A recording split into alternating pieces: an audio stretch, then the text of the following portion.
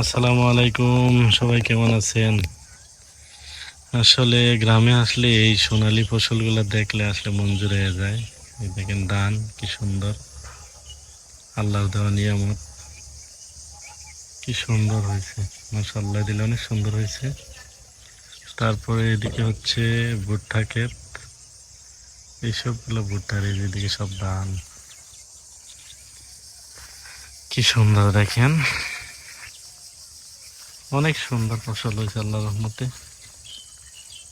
অনেক সুন্দর।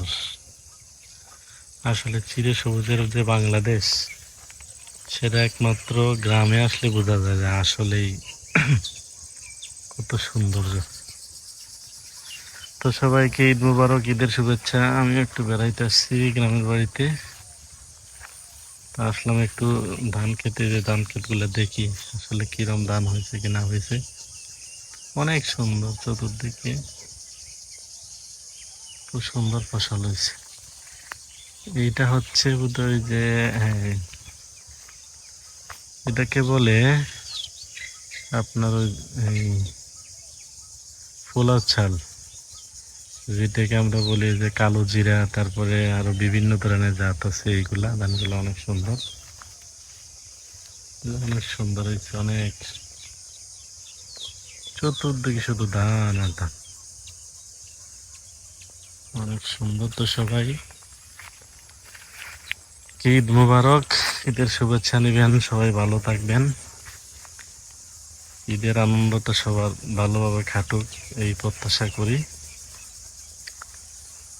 তারপর সবার সবার সাথে দেখা সাক্ষাৎ করবেন, গ্রামের বাড়িতে গেলে অবশ্যই সবার সবার সাথে দেখা সাক্ষাৎ করবেন। ঈদের আনন্দটা সবাই ভাগাভাগি করে নেবেন, এই প্রত্যাশাই সবার কাছে। আর যেটা হচ্ছে ভুট্টা, মাশাআল্লাহ দিলে ও অনেক বড় হয়েছে, এটা অনেক বড় হয়েছে, এটার চাইতে এটা অনেক বড় বেশি। ও, ভুট্টাগুলো অনেক বড় বড় হয়েছে, মাশাআল্লাহ দিলে ফসলগুলো অনেক ভালো হয়েছে, অনেক সুন্দর। এই যে